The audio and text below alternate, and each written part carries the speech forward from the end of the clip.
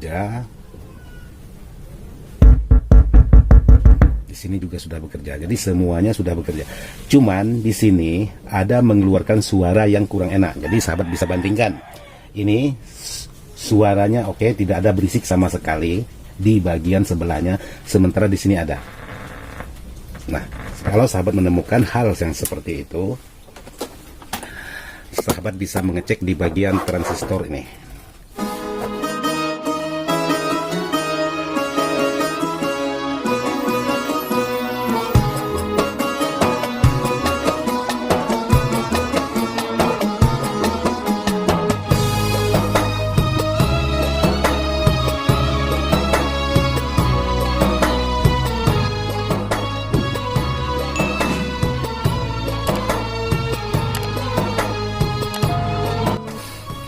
Assalamualaikum warahmatullahi wabarakatuh, sahabat-sahabat dimana saja berada, tanpa terkecuali yang tidak bisa saya sebutkan satu persatu.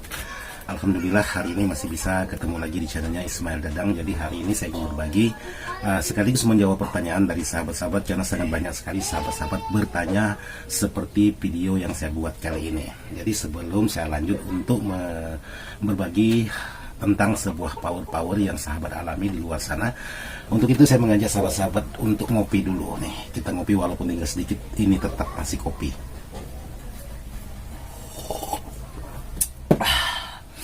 Jadi di sini atau hari ini saya dapat di harapan, yaitu power dari sahabat-sahabat kita, sebuah power Megapok.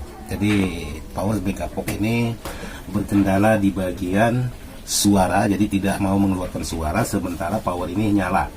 Dan kemarin power ini untuk di bagian lampu proteknya ini nyala terus, jadi tidak mau mati. Padahal untuk di bagian power ini kalau memang proteknya sudah main, itu dia akan mati. Jadi yang tinggal nyala itu di bagian lampu powernya. Tapi kemarin sebelum saya cek, power ini tidak mau protek, itu intinya. Jadi video saya kali ini ingin menggarap sebuah power ini untuk bagaimana mengatasi hal barangkali sahabat-sahabat ada ketemu permasalahan-permasalahan yang seperti ini. Jadi sahabat-sahabat jangan lupa dukung terus channel ini agar bisa tetap terus berkembang dan bisa tetap terus berbagi kepada sahabat-sahabat. Jadi sekiranya kalau sahabat-sahabat merasa video ini bisa bermanfaat, sahabat silakan share di media-media sahabat supaya teman-teman yang lain juga bisa tahu. Oke, sekarang kita lanjut ke videonya seperti apa.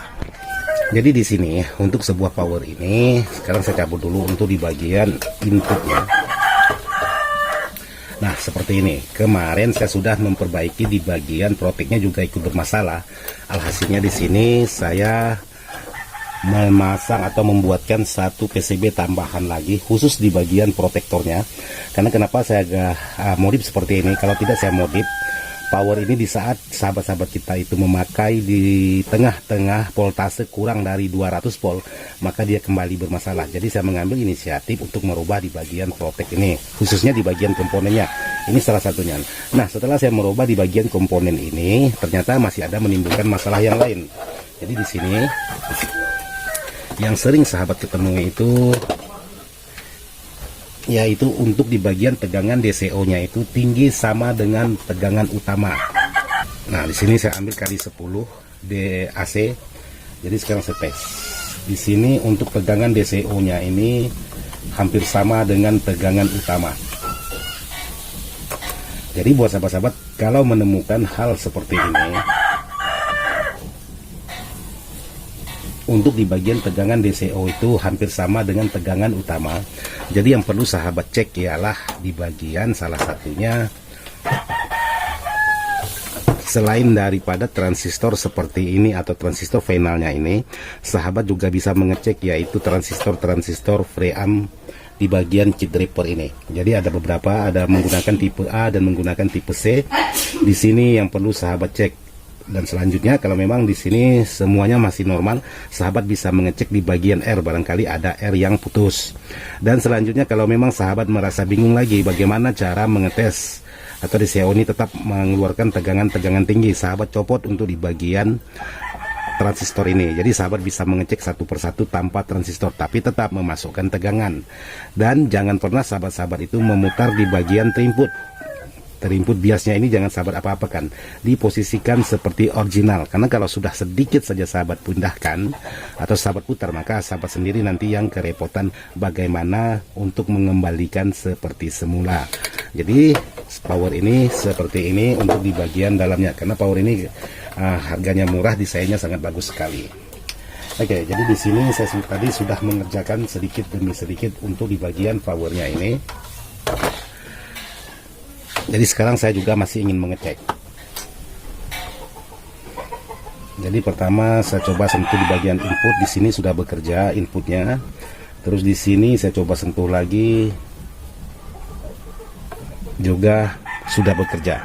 Jadi kalau input ini sudah bekerja, berarti nanti di bagian power ini akan normal seperti semula. Nah, di bagian mana yang saya ganti power ini sehingga bisa bekerja seperti sedia kalanya. Jadi buat sahabat-sahabat memastikan dulu untuk di bagian tegangan, khusus di bagian bias itu jangan pernah ada masuk tegangan sedikit pun. Jadi usahakan untuk di bagian bias, dengan salah satunya untuk power setipe ini, karena ini ya bukan berarti tidak bagus, cuman ada solderan yang kurang pas di bagian setiap titik kaki. Nah, sahabat bisa melakukan penyolderan dulu untuk di bagian titik kakinya, dan pengecekan di bagian transistor. Setiap transistor khususnya yang berkaki 3, mau yang A yang C, itu harus sahabat cek dengan cara, kalau memang sahabat tidak bisa mengukur di bagian PCB ini, sahabat bisa melepas satu persatu untuk di bagian komponen yang ingin sahabat ukur.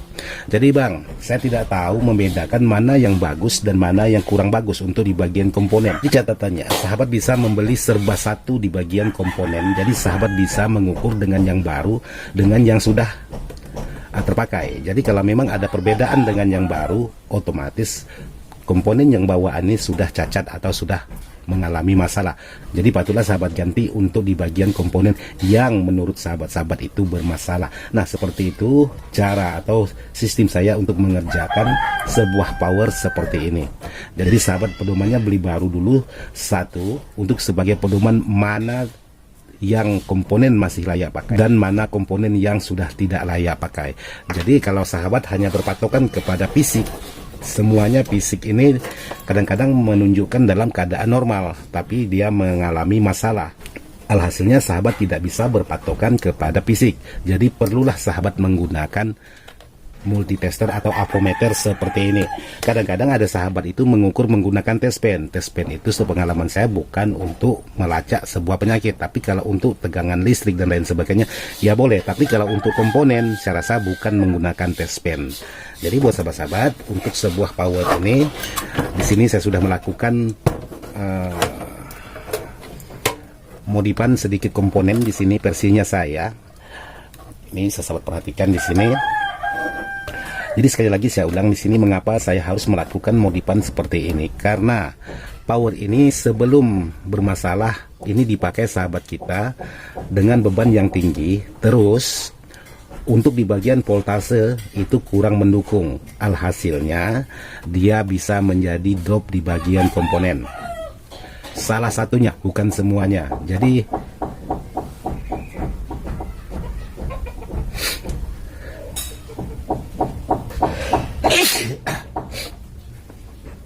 Jadi intinya power ini drop di saat dipakai dalam karakter suara tertentu, terus tegangan listrik atau PLN itu dalam posisi rendah. Alhasilnya menimbulkanlah permasalahan-permasalahan yang tidak diinginkan sahabat-sahabat kita. Nah, untuk mengambil kesimpulan versinya saya membuatkanlah satu komponen supaya di saat tegangan rendah itu power ini bekerja pada semestinya. Cuman perbedaan suaranya itu tetap menurun. Kalau memang sahabat menggunakan suara bass, itu tetap suara bassnya itu udah kendor, tidak sekencang seperti di saat voltase listrik itu cukup. Jadi inilah alasan saya untuk membuat sebuah power ini bisa menjadi tidak masalah dalam jangka panjang. Tapi kalau tidak saya modif, otomatis power ini akan kembali bermasalah di saat sahabat kita gunakan. Jadi jangan sampai hal itu terjadi. Jadi sekarang saya ingin tes menggunakan speaker dengan menekan di bagian input.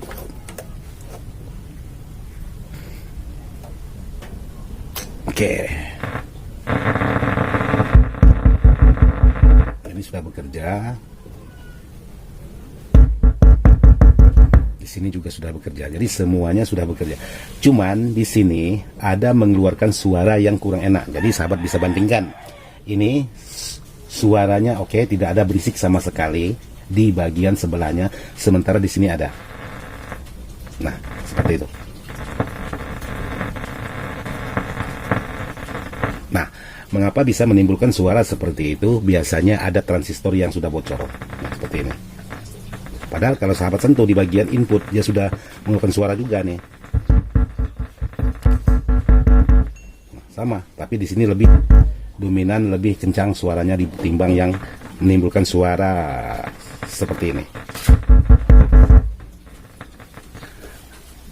Nah, kalau sahabat menemukan hal yang seperti itu, sahabat bisa mengecek di bagian transistor ini. Ini ada transistor, sahabat bisa cek. Ini kemungkinan sudah cacat. Kalau memang transistor ini tidak cacat, berarti IC inputnya ini yang cacat. Jadi sahabat bisa cek satu persatu di situ. Jadi sekarang saya ingin mengecek di bagian kedua komponen ini, transistor preamp dan IC input ini. Jadi nanti supaya durasinya tidak panjang, saya neck dulu untuk mengecekkan sebuah komponen seperti ini.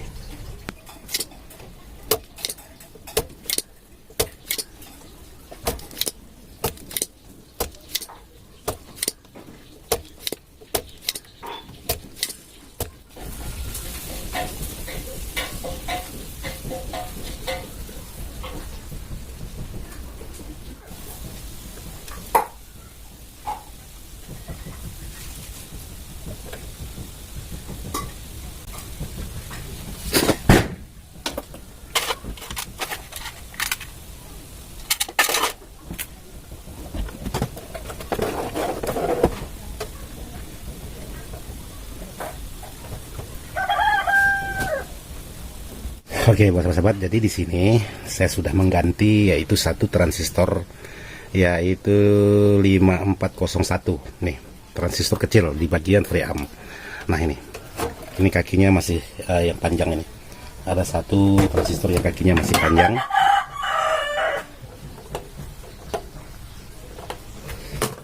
Jadi selain itu saya juga menambahkan dengan solderan yang menurut saya kurang memungkinkan, solderan itu saya tambah lagi.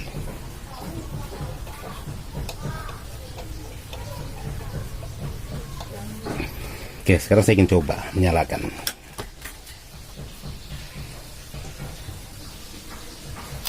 Oke, dia sudah senyap, tidak ada menimbulkan suara berisik. Nah, ini oke, senyap, dan ini juga senyap. Jadi dua-duanya sudah aman. Jadi kalau yang sebelum saya ganti di sini aman, tidak ada menimbulkan suara berisik. Sementara yang di sini ini menimbulkan suara berisik. Ini sekarang dua-duanya sudah aman.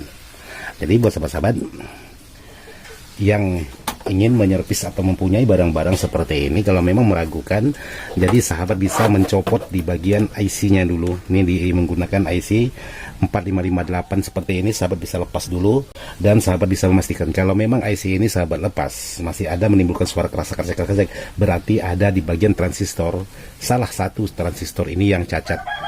Jadi bukan berarti rusak, cuman dia cacat, dia menimbulkan suara keras-keras. Alhasilnya untuk di bagian tenaganya pun juga berkurang. Jadi seperti itu versinya saya untuk menyervis di bagian power seperti ini. Jadi pengecekan satu persatu itu wajib kita lakukan. Oke, buat sahabat, jadi seperti itulah cara saya mengerjakan sebuah power. Jadi power ini untuk desainnya sangat mantap sekali, penampilan juga mantap sekali. Cuman saya belum pernah mendengar hasil suaranya karena barang ini barangnya rusak. Jadi seperti itulah versinya saya untuk menyervis atau mencari penyebab permasalahan. Jadi kalau memang tidak memungkinkan, saya boleh jadi sahabat boleh memodifikasi supaya power ini bisa bertahan lama. Kalau bicara hidup, power ini sudah hidup, tapi kalau cara normalnya power ini belum normal. Jadi buat sahabat-sahabat yang satu profesi tukang servis atau tukang rakit, jangan bicara asal hidup, bicaralah tentang jangka panjang dan kenormalan sebuah power. Mohon maaf, video ini saya buat tidak masuk hati untuk menggurui. Video ini saya buat hanya sekedar ingin berbagi pengalaman. Versinya Ismail Dadang. Sekian dan terima kasih. Wassalamualaikum warahmatullahi wabarakatuh. Mantap.